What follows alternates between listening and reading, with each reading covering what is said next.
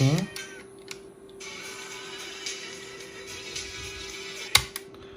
Very nicely, actually it's playing. I have tested it off camera, and actually sound is very punchy. We have lots of bass, and the trebles are very nice after head replacement. So I think this is it. Very nice unit. It was kind of challenging to repair it, but oh well. We have managed to successfully repair it, and